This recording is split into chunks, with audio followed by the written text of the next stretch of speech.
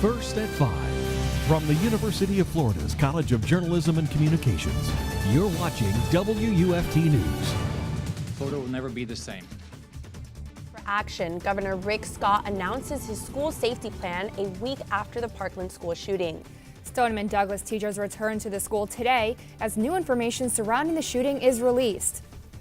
Authorities say the armed officer on campus the day of the Parkland massacre did not try to take out the active shooter. Good evening, I'm Daniela Garrido. And I'm Morgan Reiner. That officer has now resigned after initially being suspended. NBC's Erica Edwards has the latest developments. Teachers and staff returned to Marjorie Stoneman Douglas High School amid heavy police presence Friday, the first time since last week's mass shooting that killed 17 people. Meanwhile, Florida Governor Rick Scott, who is a member of the National Rifle Association, unveiled plans to keep students safe from gun violence. I want to make it virtually impossible for anyone who is a danger to themselves or others to use a gun. The proposal would block anyone with mental illness from having a gun, ban the sale of bump stocks, and raise the minimum age to buy any firearm to 21. I'm proposing $500 million for school safety and mental health initiatives. That includes dedicating at least one police officer or sheriff's deputy to every single public school in Florida. The only armed security officer on duty at the Parkland, Florida high school last week, Scott Peterson, never went inside the high school or engaged the gunman during the attack, drawing criticism from President Trump. Somebody was outside, they're trained, they didn't react properly under pressure, or they were cowards. Support for Stoneman Douglas High continued Friday, with students from a neighboring high school marching in support of their peers. We now stand for a moment of silence. As well as on the mound, with Major League Baseball players wearing Marjorie Stoneman Douglas hats and welcoming students who survived the shooting. Erica Edwards, NBC News. A voluntary orientation for students and parents will be on Sunday. Classes are set to resume on Wednesday following a modified schedule. The freshman building where the shooting happened will remain closed. The hope is to tear it down and eventually replace it with a memorial. Our team coverage continues as Governor Scott's action plan seeks to improve school safety standards throughout the state. Local law enforcement officials say many of those standards line up with the goals they already have set. WUFT's David Jones is in the studio with more on how they plan to implement the changes.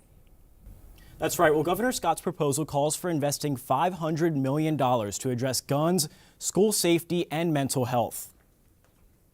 The governor's proposal to increase safety standards at school coming just days after hundreds of high school students marched on the state capitol to demand change. What we saw in this building on Wednesday is what our democracy is about and why we live in the greatest nation on earth.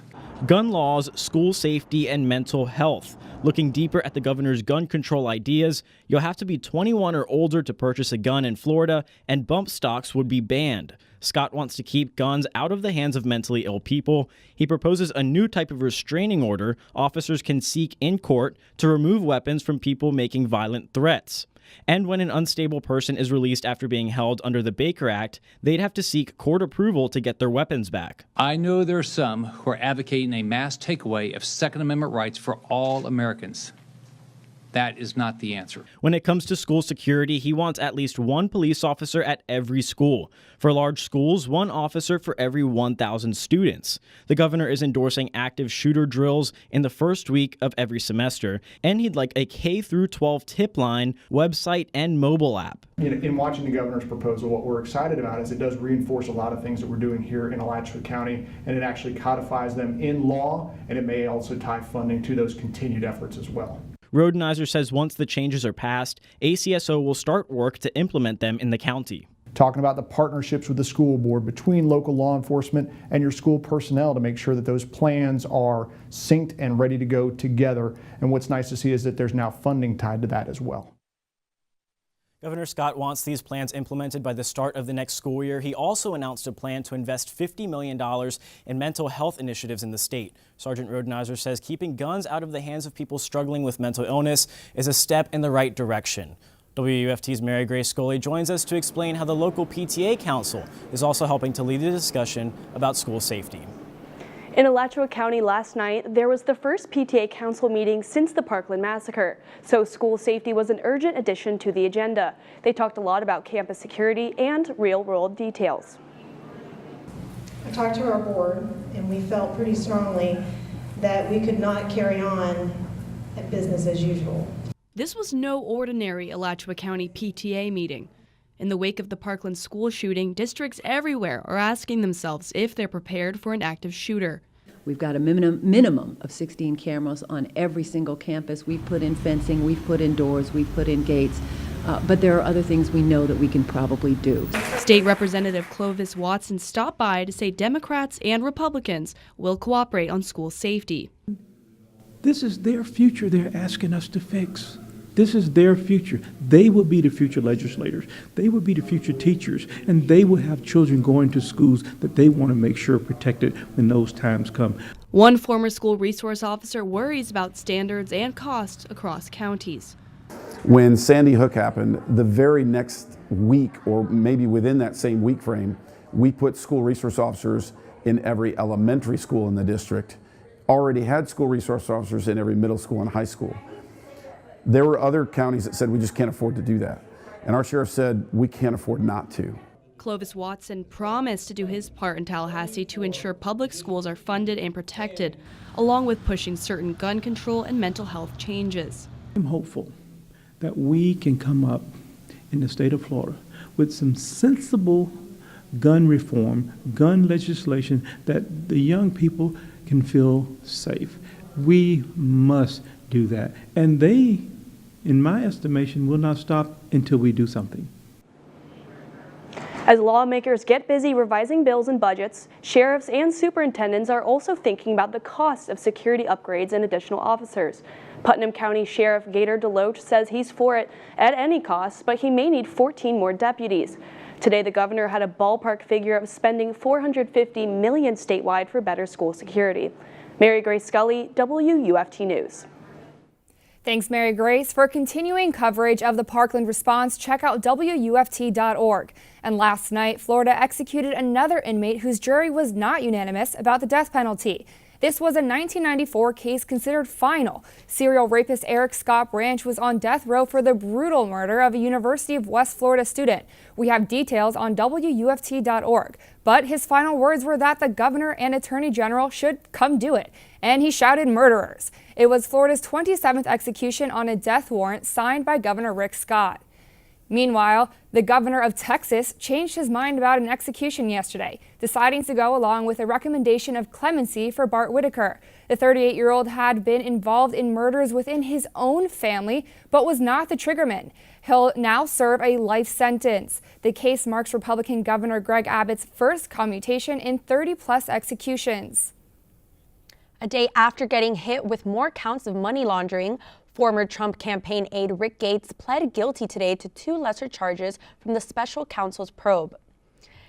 Gates pled guilty to conspiracy and lying to FBI agents, raising the chance he could testify against Paul Manafort if necessary. The special counsel accused them both of hiding huge payments for work on behalf of Ukraine, a project they had going before detouring for work on the Trump campaign.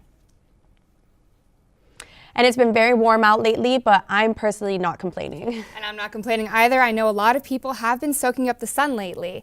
WUFT's Brian Bojana joins us now from the Weather Center. Brian, will it stay like this throughout the weekend?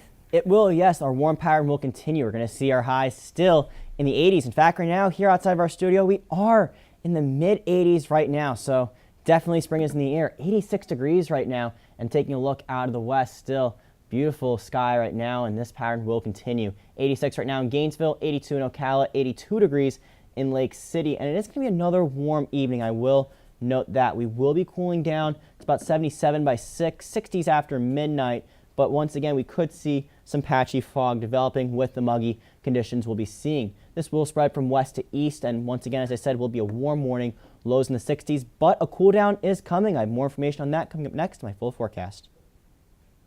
Thank you, Brian. Parents will soon be able to bring their children with them to Gainesville City meetings. City Commissioner Adrian Hayes Santos is pushing for funded childcare so more people are able to attend City Hall meetings. He says many single parents might have to stay home to care for their children instead of exercising their voices on important issues. Hayes Santos says the childcare project is sparking a lot of interest among local residents. I received emails, Facebook, Twitter, all sorts of different areas, and people on the street too, who have supported us being able to provide ways for more residents of our community to be involved in the city government. The commissioner is not sure how much the proposal would cost, but hopes to have daycare service during city meetings in place by next year. Oh my God, I'm just so thankful and I'm blessed. Coming up, Home Sweet Home. WFT was there as an Ocala woman received the keys to her brand new house. The Hippodrome's newest production isn't just hilarious, it's relatable for people of all ages. Up next in entertainment, you'll hear from one of the stars on some of the surprises they've thrown into the show.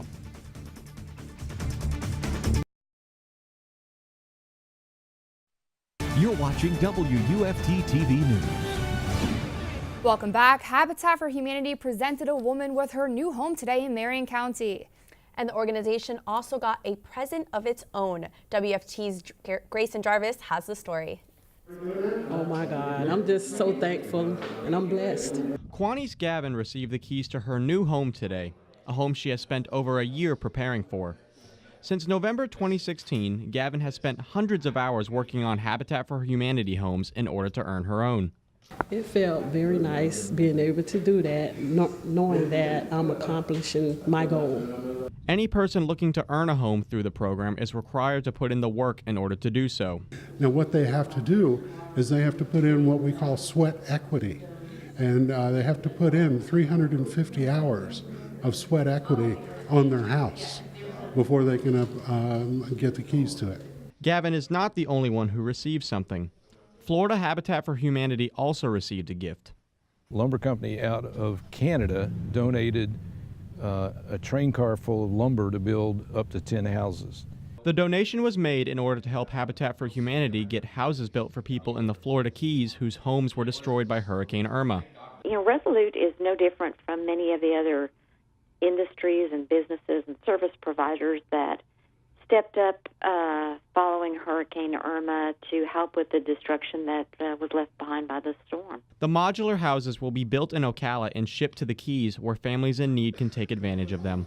Grayson Jarvis, WUFT News.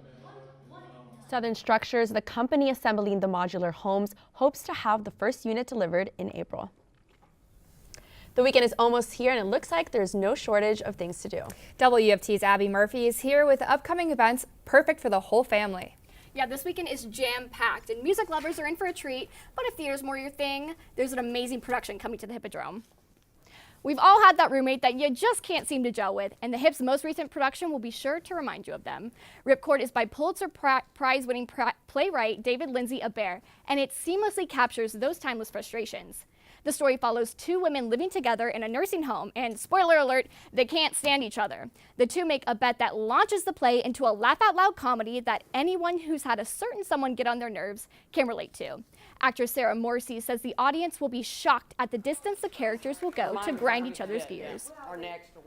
These two women, because of the nature of the play, really go out there. You know, they go far out to do it. And so that's, you know, that's a surprise. You know, whoa, she really did that? The hilarity unfolds Wednesday night at 7 p.m. for a discounted preview. Otherwise, opening night is Friday at 8 p.m. Local music lovers, get excited. The weekend is full of live performances. This weekend features two music festivals, Heartwood and Wetlands. The second annual Heartwood Music Festival starts tomorrow at noon. Head down to Main Street to the Heartwood Soundstage to hear performances by local artists. General admission is $15, but if you throw in another $15, you'll get access to the VIP areas. But if you want something to do on your Sunday afternoon, the Wetlands Music Festival will also have plenty of talent. On top of the local acts taking the stage, big names like Snake Hips, Saint Motel, and ASAP Ferg will also be performing. And if a music festival isn't your ideal Sunday activity, don't worry, 352 Creates has got you covered. They're putting on an event for the community designed to bring people together through creativity, and it's totally free.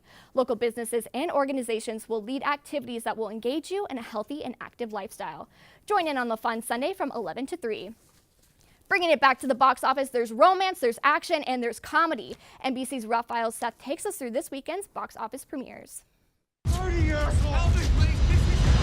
Guys, make sure you get a piece of this cheese. It's all fun and games until someone gets hurt in Game Night. This whodunit comedy starts with Kyle Chandler wanting to add a little excitement to his weekly game night, but the role-play murder mystery he arranges turns out to be real, and the players have to solve the crime without knowing who's playing along. Game Night is rated R.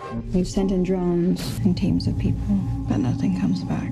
Natalie Portman ventures to no man's land in Annihilation. She's a soldier scientist trying to save her husband. Oscar Isaac is in a coma after a mission takes him through a rainbow of mayhem, so Portman and a team of women enter the same dangerous landscape filled with beauty and beasts in hope of solving the mystery and staying alive.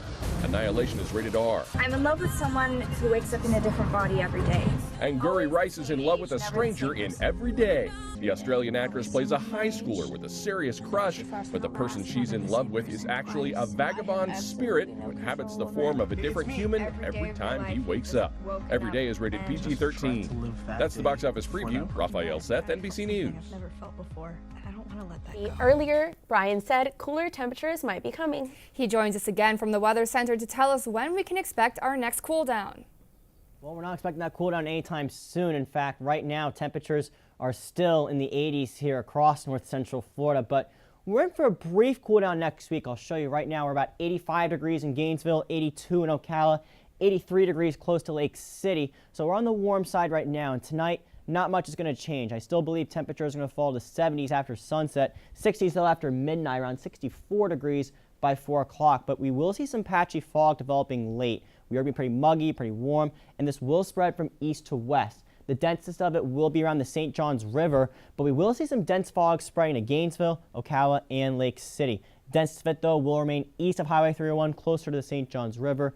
It should clear by 9 o'clock, but once again, if you are on the road early, make sure you do heed caution when you're driving and allow yourself a few extra minutes to get to where you need to go to. Saturday afternoon, another warm one, 82 in Gainesville, 83 in Ocala, 81 degrees in Lake City, but at least we're going to have partly cloudy skies, so outdoor plans are looking pretty good. Now, this warm pattern is going to continue through Monday. We're going to have a brief cool down on Tuesday because a cold front will move through, but then we're warming up once again on Wednesday and on Thursday. Friday, another front moves through, a chance of showers with that, and then next Saturday, we could be in store for some cooler temperatures. That first front, not really going to do much. That's going to move south through the day on Sunday. By Monday, it's going to move through here, but even then, we're really not going to see many showers. They're going to die out for the most part before the front gets here. Now, we could see some cooler, drier air moving in. That's going to be short-lived because then we are going to see a warm front moving through with that. The next front, though, that's going to move through by Thursday and Friday, but we are going to see it developing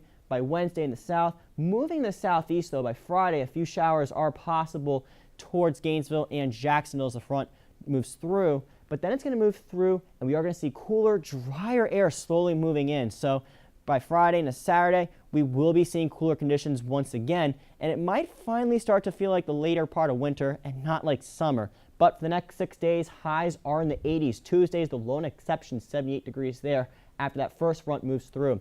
Another front will move through next Thursday into Friday, and with that, we could see a cool down for next weekend. Back to you. Thank you, Brian. The Gator baseball team is continuing their 2018 season, and they're back in action tonight. WUFT sports anchor Kyra Spirito is with us to fill us in on this year's 2017 reigning national championship team. The defending national champs are on their first road trip of the season down to South Florida.